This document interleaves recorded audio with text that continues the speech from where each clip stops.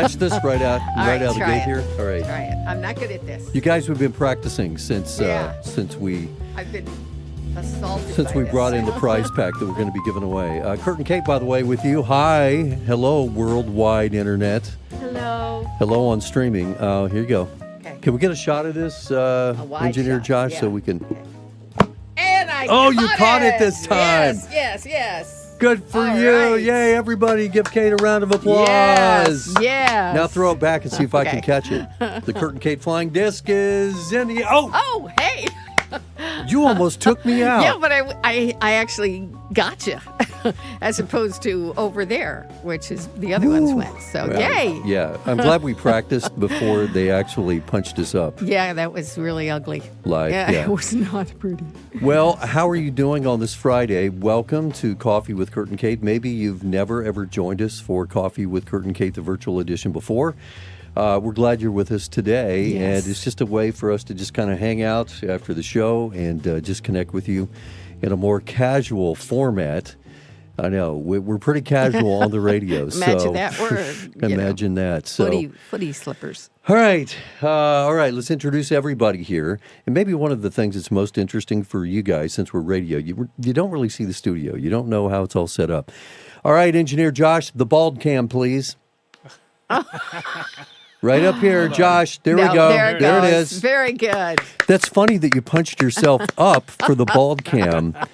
That's hilarious. I think your microphone's Yes. working. Say hi to everybody, Engineer Josh. Good morning. How is everyone? Good. Thank you. You set us up with coffee, you and JB. Yes. So thank you. Yes. Thank Got you. to have it. Thank you. All right, so there's Need Engineer it. Josh back. He's punching all the buttons and stuff.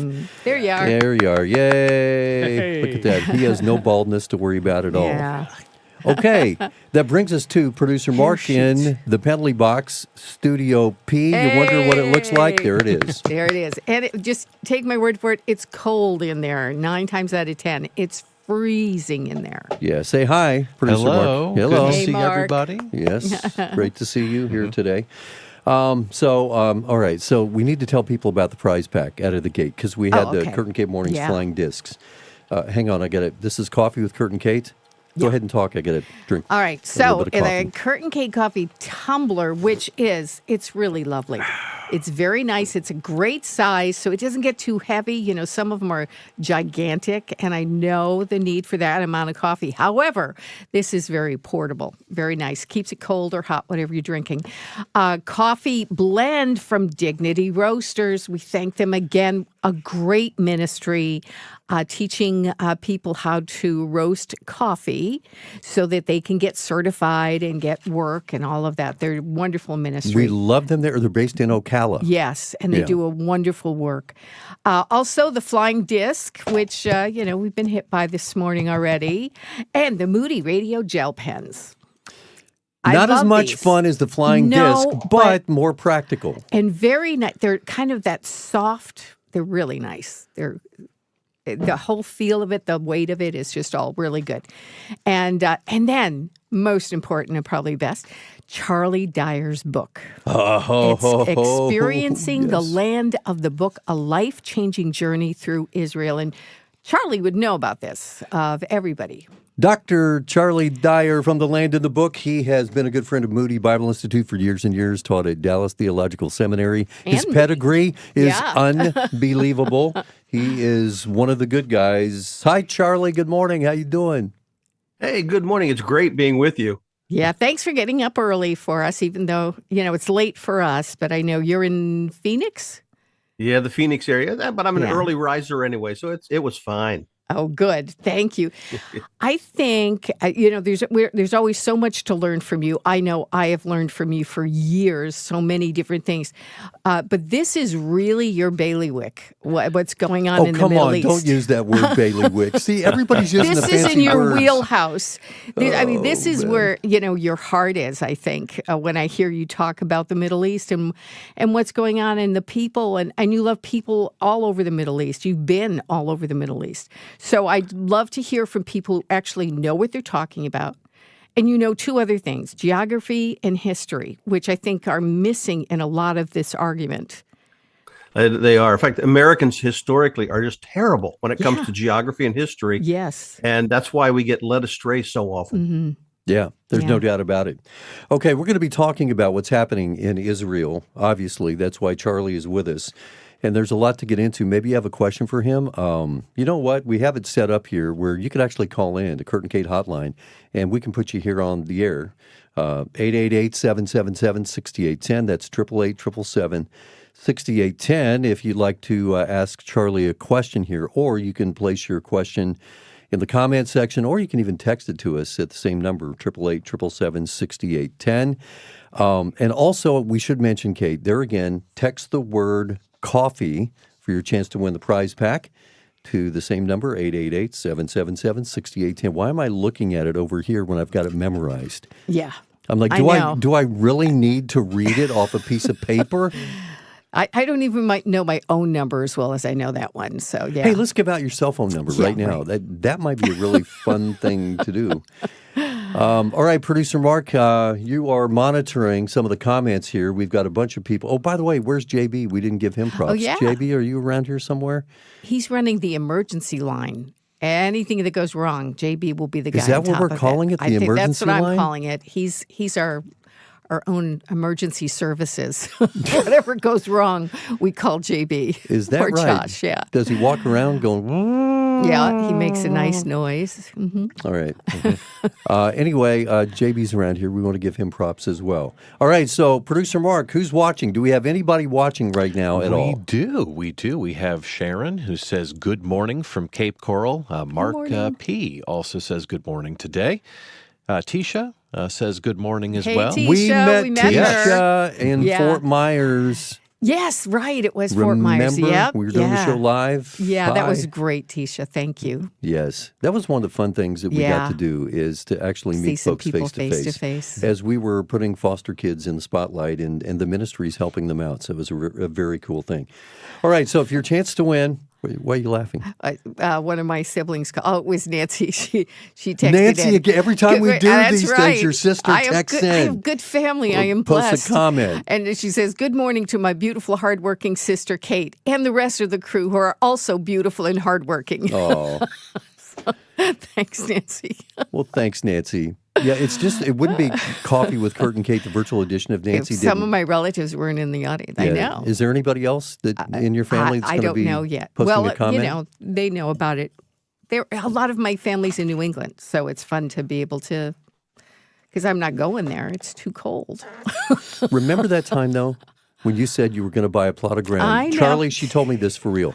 She's going to buy a plot of land in Tennessee and start raising chickens and goats and be like a Green Acres kind of lady. Yes. She told me that, and she's not following through. I don't know what the problem Well, it's is. because I keep killing the sweet potatoes and all the other plants I try. I don't think I'm cut out to be a farmer. I'm sad about that. I think that would be great. It's true. We had to drop the segment, What's Growing in Kate's Garden. Because It's like nothing was growing in my garden. we wanted It's to very change it sad. to What's Dead in Kate's Garden. Give Kate a plant. She'll kill it. Yeah, no, it's not good. I'll work on that. I you're haven't given funny. up. All right. The plants have, but I haven't. Yeah, the plants happen. Okay, next year. I'm going to next try year. again. All right, so guys, text coffee for your chance to win the prize pack, the amazing prize pack. Just text coffee to 888-777-6810 by the time we're done here streaming our conversation. All right, Charlie, let's talk about the way this whole thing kicked off in Israel with the war with Hamas. Were you surprised about this? My guess is you're probably going to say, well, given the tensions and the context, I wasn't surprised that this happened in the early part of October. I'll answer two ways. One, yes, I was surprised, and so was all of Israel. Hamas, for the last 2 years, had been sending out signals that we are not interested in war. In fact, earlier in September, there was a war between Israel and Islamic Jihad in Gaza, and Hamas said, we're not going to get involved. So they were sending signals saying that they weren't interested in this. They wanted to just govern Gaza. They wanted to turn Gaza around. All the while, though, for 2 years, they were planning this attack. So it took Israel by surprise, took me by surprise. But looking back, it shouldn't have taken anyone by surprise. They never changed their goals. Their goal is to wipe out Israel, to have an Islamic state from the Jordan River to the Mediterranean. That's in their statement of purpose, their founding document as Hamas. So they were trying to convince people they'd changed, but in reality, they hadn't. And we're seeing the real face of Hamas since October 7. It's been called Israel's 9/11. Do you believe that's accurate? I do. And, Israel was divided right down the middle just on October 6th. Half the country wanted to get rid of their prime minister, half loved him, half is very liberal, half is very conservative. And they were so torn internally, they weren't paying attention. And now suddenly they woke up. Well, remember, that's how we were on 9/11. Yes, Our country right. was heavily divided at that time. And so in many ways, it was a wake up call, and they've rallied against Hamas. But sadly, the underlying problems haven't changed. And when this is over, they're going to go back to being where they were. Yeah. I keep thinking, and please correct me if I'm wrong, but it really doesn't. Israel is so small. It's the size of what, New Jersey? New Jersey. So we're not talking about a big plot of land. We're not talking about gold or really lots of oil or anything in the land. It's not really the land, is it? It's that they hate the Jews. It is. Well, the Hamas would say any land that has been conquered for Allah belongs to Allah. It's not yours to give up. It's not yours to squander. It's preserved as a religious obligation until the time of the end. And so when peace was made, when the UN said we're going to divide the land and there will be a country called Israel, Hamas, Islamic Jihad, those fundamentalists said, you can't do that. It's not your land to divide up. They would say Israel can't own so much as an acre of land if it all belongs to Allah. And if it's religious, then it elevates it to a whole different level, and you don't have the right to give it up. So that's the struggle they're facing. Well, of course, you are an expert when it comes to giving anything like this biblical context. So let's go back and let's trace things back even into the days of the Bible and the context, the biblical context of all of this. Let's start there. Take us back. Okay. Yeah, Genesis 12 is where you have to start. God calls Abraham and he said, I'm going to bless those who bless you. Those who curse you, I'll curse. And I have a land for you. Now, Abraham had two sons, Ishmael and Isaac. But later, God says, it's in Isaac your seed will be called. So God gave the land promise to Abraham through Isaac and then Jacob and the 12 tribes of Israel. So the only country in the world that can say we have a right to a land and it was given to us by God is Israel through Abraham. And now what God did say then is the land is unconditional. When God made the covenant, God and God alone made it. It wasn't like, I'll do my part if you do yours. It was God saying, I'll do it all. But later, when God made his final covenant with Israel in Deuteronomy, he gave a series of blessings and cursings and said, now, your right to be in the land at any given time is dependent on how faithful you are. And if you are faithful to me, here's how I'll bless you. If you're unfaithful, here's how I will curse you. And the ultimate curse was, I'm going to take you out of the land. But then he quickly adds, but when you're there and you call this to mind and turn back to me, I'll bring you back. And the history of Israel since then has been a history of a nation that by and large has not been as faithful as they ought to be. God took the northern kingdom away into Assyria. He took the southern kingdom away into Babylon in 586. He brought them back.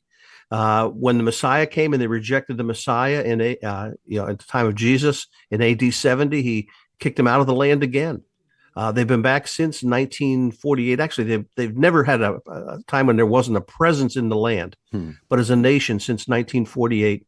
And since then, it's been a time of struggle. Yeah. Do you think the prophetic clock began in 1948? I know we have differing opinions on this. What say you? What do you think? Yeah, here's where I'm going to get creamed by people on all sides. I do not think the prophetic clock began in 1948. From the time of the Apostle Paul till today, the next event on God's prophetic clock is the removal of the church from earth. 1 Thessalonians 4, God says, I'm going to take the church away and begin dealing with Israel again. And that hasn't happened yet. So right now the clock is just sitting there waiting for that event. Now, God said he's also going to prepare things. Israel back in the land today isn't a fulfillment of Bible prophecy. It's a preparation for the fulfillment of Bible prophecy. We know they have to be there for that final 7-year period leading up to Jesus' return. So it's setting the stage. It's like the play hasn't started yet, but you hear all of the curtain, behind the curtain, you hear the stage props being moved around, the people taking their places. You know that the curtain might go up soon, but it hasn't risen yet. And that's where I think we are when it comes to Israel. And what you're referring to is the rapture of the church before all of this.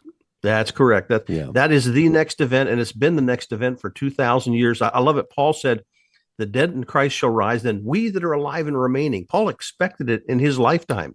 Yeah. It didn't happen, but it still hasn't happened. But that is the next event. And once that happens, then all the events with Israel roll out. So they have to be in the land before that starts. But I don't see 1948 being a fulfillment of Bible prophecy as much as a preparation for the fulfillment that's coming. I wonder what could happen with the Dome of the Rock, being there and then the rebuilding of the temple that the Bible talks about. I mean, there's a degree of speculation here. How do you think that's going to play out? Well, it's interesting. There has to be a temple built. It takes about 3.5 years. That's how long it took to build the second temple. So it has to be built by the middle of that 7-year period. There's plenty of time. It'll be built where the Orthodox Jews believe the temple was. So if they build according to what I'm convinced archaeology points to, the Dome of the Rock has to be gone. It has to disappear. However, there's one Orthodox Jew who's proposed that it should be built to the north of that. There's a little place of bedrock called the Dome of the Tablets or the Dome of the Spirit. And he's actually drawn a diagram showing how the temple building and the altar could be built just to the north. There are others who think it should be built south of that area. There's speculation all over the map. In reality, it'll be built where the Orthodox Jews think it should be. That doesn't necessarily mean it'll be built where the Dome of the Rock is. But if that's where they think it is, then somehow God's going to get rid of the Dome of the Rock so that they can build there. But we don't know which it'll be. Okay, so what is the meaning behind the red heifer and all of that? Because sometimes you see, videos on YouTube and people are talking about, well, they're raising the red heifers and all of that to prepare for the rebuilding of the temple, et cetera. Explain what they're talking about and why that might be important. Yeah, and it's one of those obscure laws in the law of Moses but the ashes of the red heifer, they would find an animal that, by the way, auburn would be more the color. It wasn't like it was, red-headed, but an auburn heifer with no other blemishes. It could never have been used for any work.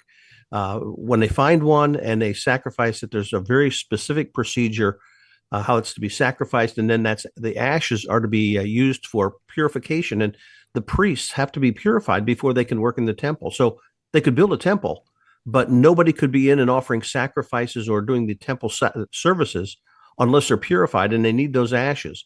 Some groups have been looking for the original ashes of the red heifer. They thought they were buried somewhere, but they've never found them yet. The other groups are trying to raise a red heifer, and there have been multiple times when they say, we think we found one. Yeah. But it has to be, I think it's 3 years old. It has to reach that age, and usually by the time it gets there, a white hair will form or something will happen that it doesn't meet the test. Just a few months ago, they got real excited. They brought in several red heifers that they think could fulfill the requirement, but they're not quite old enough yet. So they've put them in isolation. They're in Israel, and they're just watching to see if one of them will reach the right age without having any defects so that they can use it. But they don't have the red heifer yet. They're hoping to have it soon. Wow. I love that. I asked you once, who do you think the Antichrist is? Is he alive today? And you had a great answer. Tell us that. I wish I could remember what that great answer is. It was that there's always one. Yeah, thank you. Yes, I have two answers I usually give, and one of them, I have a brother-in-law who's a pastor, and I usually say his name and say he's just hidden. No. And that's usually when I know he's listening to the radio program. No, in 1 John, he says, you've heard that the Antichrist will come, but I tell you, many Antichrists have come. I believe Satan, since Satan's not omniscient, he doesn't know the future. He's always had his candidate, always had someone that he'll be ready to move on to the center stage at any time. So there is an Antichrist ready today. We just don't know if he's the Antichrist, and we won't until the time of the rapture. Right. So Hitler could have been one of the options, but Jesus didn't get returned. Yeah, that's exactly right. And that's why there's been times throughout history when it looks like things are falling into place, and then it all just dissipates. Yeah. But I think it's Satan ready to have his candidate walk out onto that stage for the final act of the drama. But since he doesn't know, he can't be sure. So then if that one doesn't work, he just raises up another.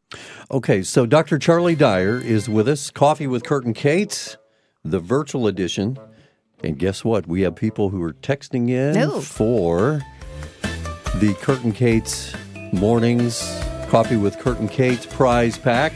And if you're just joining us, you just clicked on, welcome, first of all. But we want to tell you what this prize pack is all about. So it's good conversation, good coffee, and prize packs as well. All right, Kate, let's run down what folks have a chance of winning.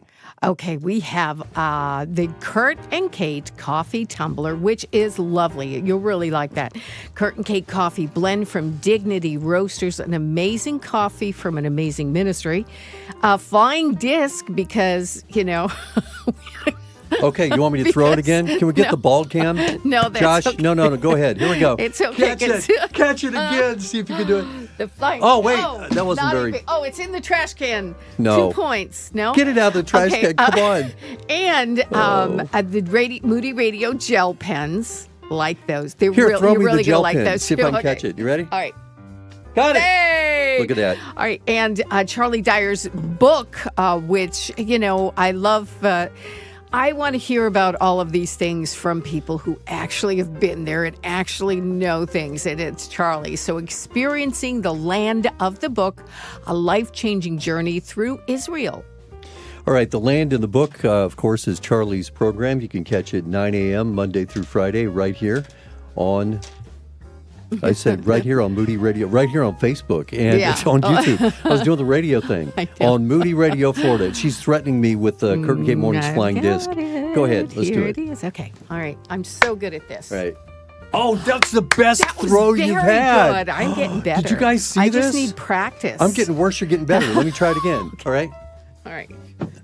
Ah, you caught it perfect. Yes. You know how you're supposed to right. catch it? You're supposed How? to catch it out like this. Like this? Yeah, it's supposed to grab it. Isn't Professional that a frisbee dog? people. Our dogs are supposed to catch it with their Nora's so little small, mouths. if you throw she that would- at her, this it would knock hurt her out. Yeah. It would be She's bad. so tiny. And Anyway, sweet. guys, if you'd like to win or at least a chance to win the prize pack, just text the word coffee by the time we're finished here to 888-777-6810. And Charlie, let's get back to the Antichrist. Waiting in the wings. I mean, it's always fascinating to talk about. And of course, the disclaimer is there's a degree of speculation here. There's a lot of mystery to all of this. But do you believe when the Antichrist does appear, where do you think he's going to come from? Now, this is your personal opinion based upon your study of the scriptures and such. Where do you think he's going to come from? Well, I think he's coming out of what was the Roman Empire. So if you look at a map of the Mediterranean basin where Rome was, somewhere within that empire is where the Antichrist will rise. And I'm pretty certain on that because Daniel chapter 2, Daniel chapter 7, and Revelation 13 all have this beast, this fourth empire that was Rome. Another part of that empire comes up and becomes this last empire on earth. When Jesus came the first time, it was Rome that was in power. When he comes the second time, it's going to be that revived Roman Empire that'll be in power. The few other things that we do know about him. When he first comes, he appears riding on a white horse, according to Revelation chapter 6. And he comes looking very much like Jesus. He comes conquering and to conquer. He's going to be this messianic-like hero, Satan's false Christ, if you will. In fact, that's what Antichrist means, not just against Christ, but in place of Christ. He's Satan's model of what he hopes people will think looks like Jesus. He's going to come making a peace treaty. In fact, he's the man of peace when he first shows up, seeming to give Israel peace for a 7-year period. Maybe it's peace between Israel and the Palestinians or Israel and the other Arab countries. But everybody's going to be excited. In fact, it was Paul who said, when they're saying peace and safety, that's when the trouble's going to come. So we know a lot about him. We just don't know who he is yet. And one other detail, there's a number 666 connected with him. somehow his name, and it doesn't make sense to us right now. People come up with ideas, but we don't know. But at that time, people who are alive will go, wow, if I add up his number connected with his name, it's 666.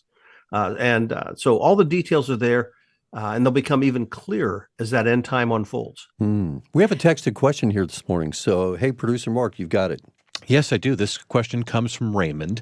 Charlie, some evangelists are saying that the New Testament replaced the Old Testament, and thus the land given by God to the Israelites does not apply. Please comment on this. Yeah, great question. I'll answer two ways. One, when you look back at the original covenants God made with Israel, with Abraham and following, they were unconditional. It's not as if God said, Abraham, if you now listen to me and obey me, I'll do this. Otherwise, you don't get the covenant. It was always unconditional. In fact, when the Genesis 15, when the covenant was made, it was God and God alone that passed through the pieces of the animal, saying in effect, I'm guaranteeing this to you on my life as God. But even more than that, in the New Testament, there's only one place where the New Testament says, let me tell you the relationship between Israel and the church. And that's Romans 9 to 11, but especially Romans chapter 11.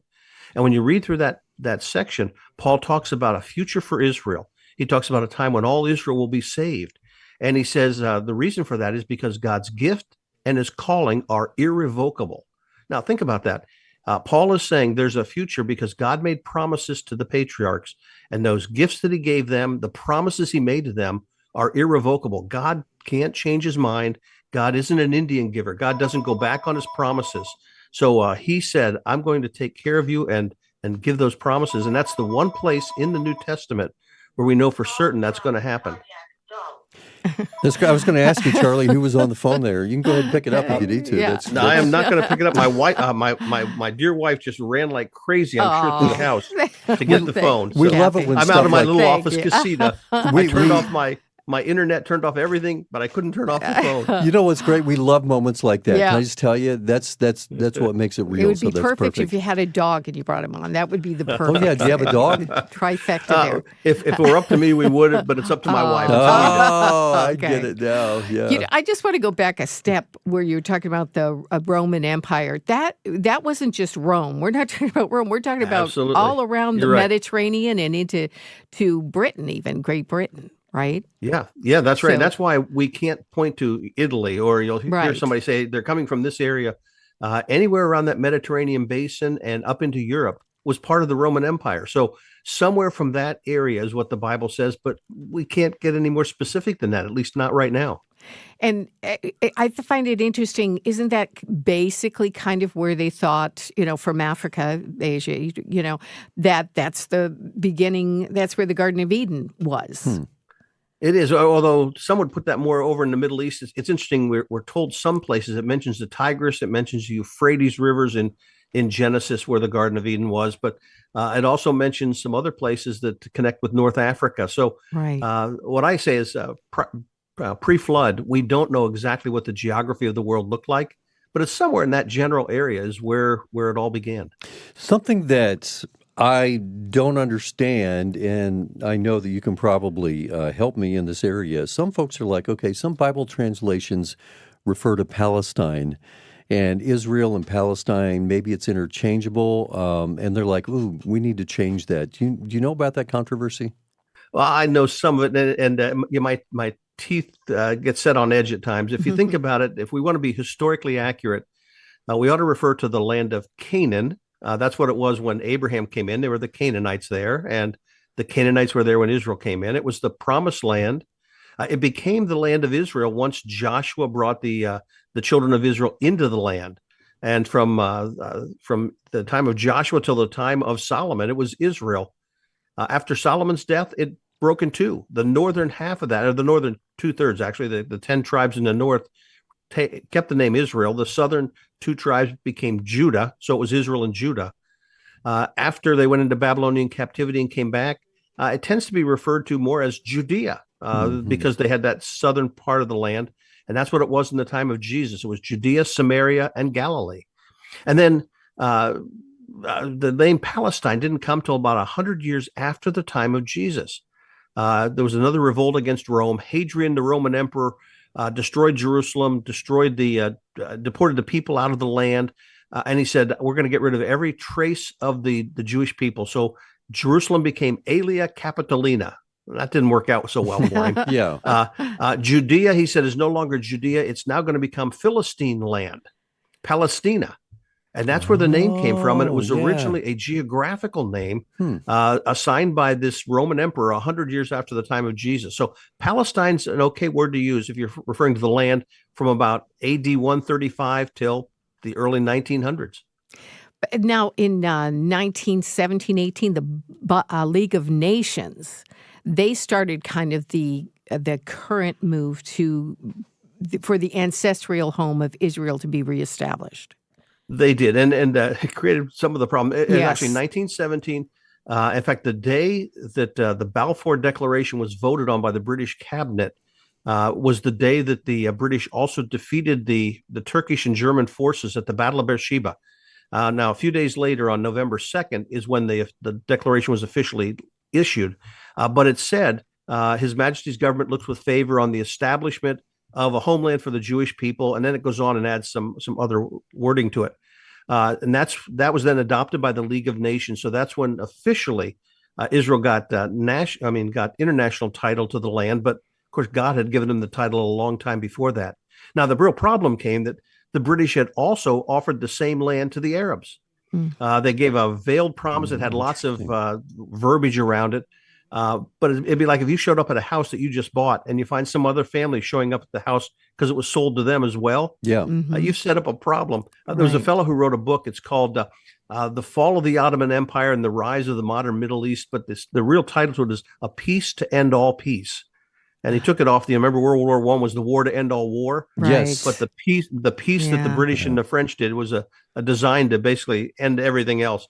In fact, not only did they promise it to the Jewish people and to the Arabs, but the British and the French had a private agreement among themselves on how they were going to carve it up for themselves. And they did a lot of carving in the Middle East. That's another part of the problem. They just, because some of the people in the Middle East were pro-Hitler.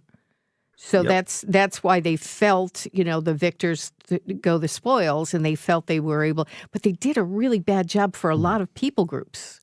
Oh, if you look at the Middle East, you wonder where all those straight lines came from on the map. You look at the boundaries from Jordan and Saudi Arabia.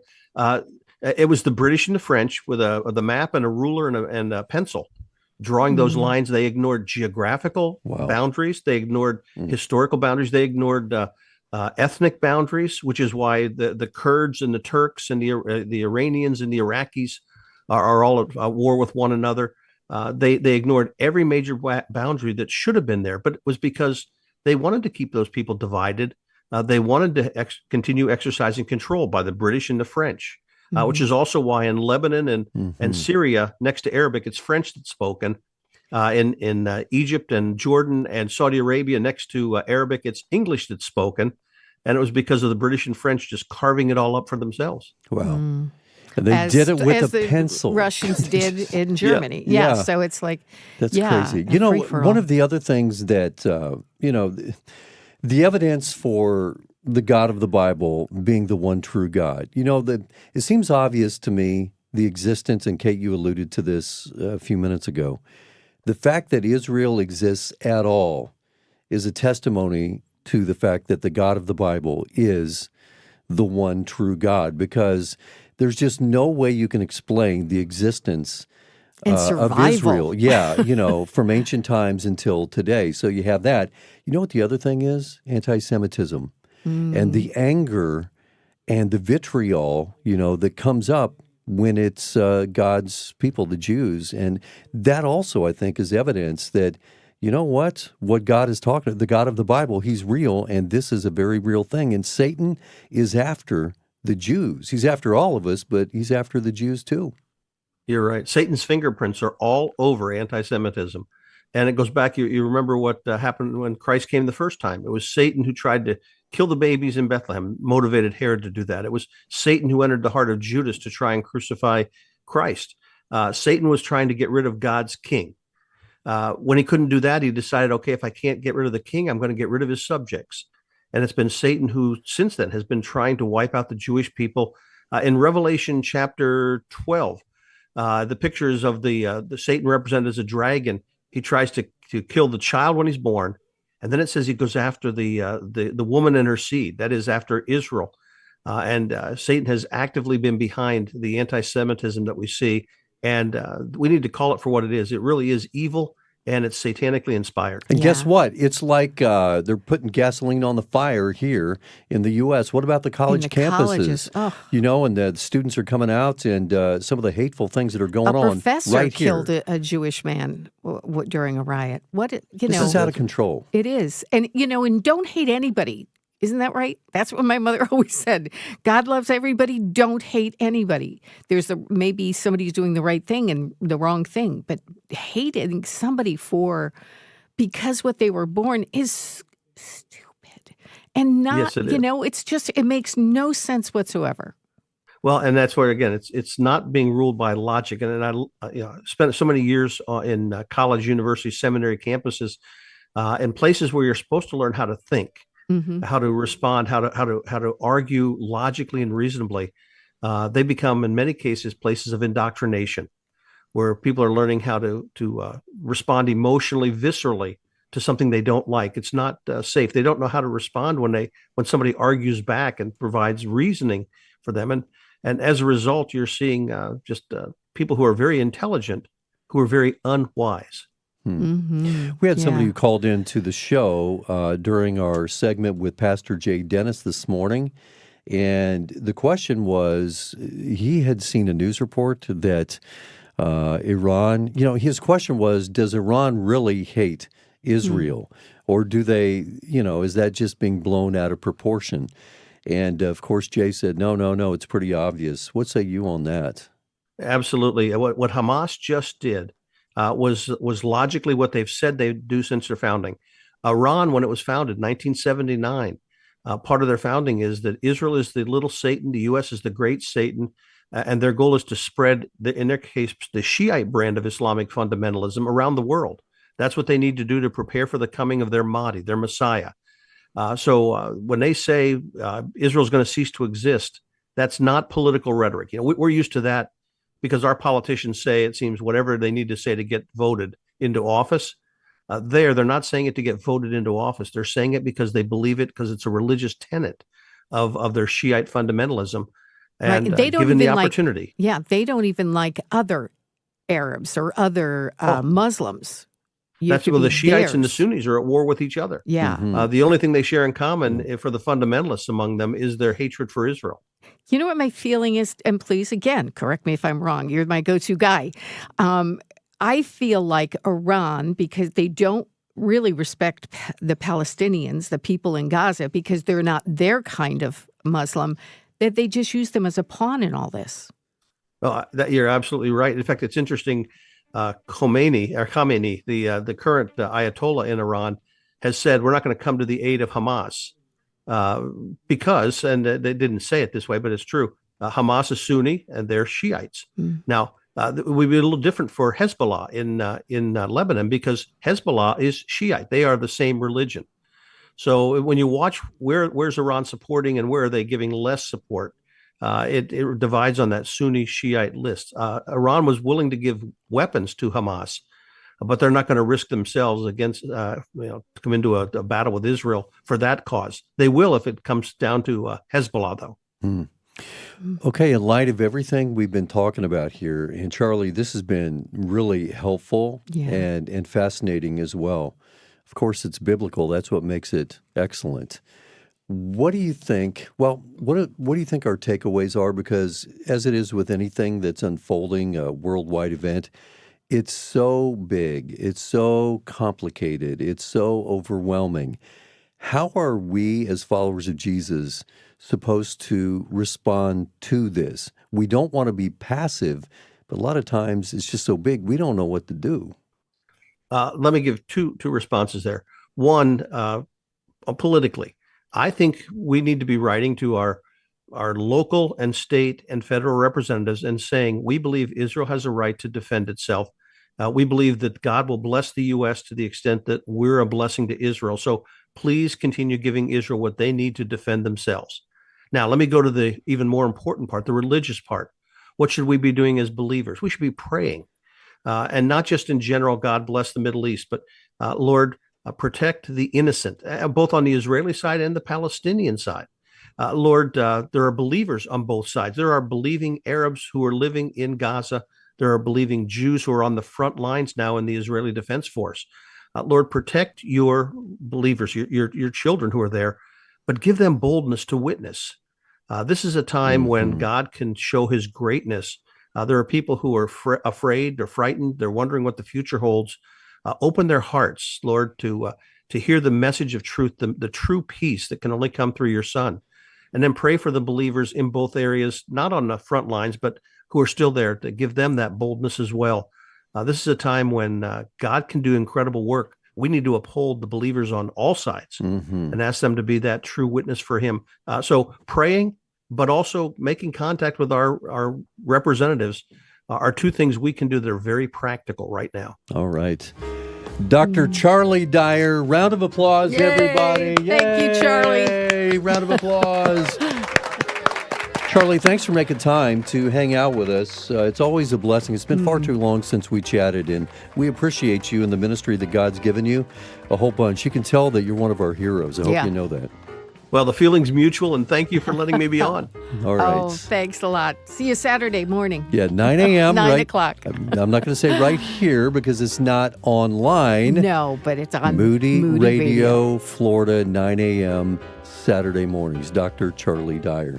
There he is. Look at that with John Gager, Charlie, too. Our good friend John in Gager. Israel. Yeah. Yeah. Okay, so we have 4 more minutes for you to win the prize pack. Okay. Curtin Cape Mornings. We've got the Curtin Cape Mornings. It's the Coffee with Curtin Cape prize pack, but it's the Curtin Cape Mornings swag. First of all, we're going. How many tumblers do we, Producer Mark? Is it just one tumbler or one or two? Just one tumbler per prize pack. Okay. Yes. So run down. Let's see what else we have, Kate. We have the Curtin Cape Mornings coffee blend from Dignity Roasters as well. Yeah, Dignity Roasters. Wonderful ministry. Look them up as well. And a flying disc. Throw which it. I will throw. Okay. Throw it. Oh, You're getting good. I did good. I'm getting better at this. We need to start a team. Here, okay. you ready? We need to start a team? Are you serious? That would be Mark, fun, would you wouldn't join it? the team? I'd like to join the team. Whoa! I'll be a goalie. Yes. Okay. Perfect. So we got that. And also the pens. You've got my gel pen, but they're really, you'll Here, like them. I'm going to throw it. Okay. Got it! It's there on the floor. Oh, you dropped it. But it's good. And then the Charlie Dyer book, Experiencing the Land of the Book, a life-changing journey through Israel. Just text the word coffee by 10 o'clock to 888-777-6810. That's 888-777-6810. Producer Mark, on the tail end here, let's give some shout-outs to some folks who were listening and watching and all that. Absolutely, yes. Patrick from Claremont, 2 of my favorite shows together. I try not to miss Land and the Book. And then we had Charlotte who texted in, who had sat down with her coffee. She said, my trip to Israel in February and March obviously has been canceled. I am reluctant to commit to another trip. Some of those same sentiments also expressed by Nanette, who said that their church trip to Israel in October was definitely canceled, but praying for Israel and all of the innocent victims. And I would check, honestly, if I were to go, I would wait to see if Charlie's going to go. Go with Charlie on Go a Moody with Charlie, trip. because that is a great trip. On And the he Land of knows the Book. people all over and loves them. So I think is that John Gager we're showing right now on the Sea of maybe Galilee? that might be John and Charlie. Yeah, there they are. There's the Dome of the Rock right behind them. Yeah. And that's the Sea of Galilee. That's Mount Arbel, my favorite place. What's that? This is a test. No, Petra. Petra. Yeah. The City of Rock. Yeah. That's the Garden Tomb. Wouldn't it be nice if we gave away a trip during Coffee with Curtin Kate? Yes. Even Curtin Kate mornings. Wow, we got to figure that and out. that's the wall. Yeah, look at that. Yeah. Wow. Well, you know what? If you get Charlie's book, Experiencing the Land of the Book, then it is beautiful, and the photos are wonderful. It's like the next best thing. You know, there's also videos on YouTube and stuff. Yeah, you can check it out. Coffee with Kurt and Kate's. I'm getting the hard wrap. It looks like this. You can't see it, but stop talking, please. That's we what got we to do. pull the plug Just on stop this. talking. So thank you for being with us as always. We will see you back on the radio Monday morning, 6 a.m. We'll be looking for you then. Have a great weekend Love in the y'all. meantime. And Engineer Josh, on the way out, let's do the bald cam again. There it There is. it is. Yay. There it is. Have a good one. Bye.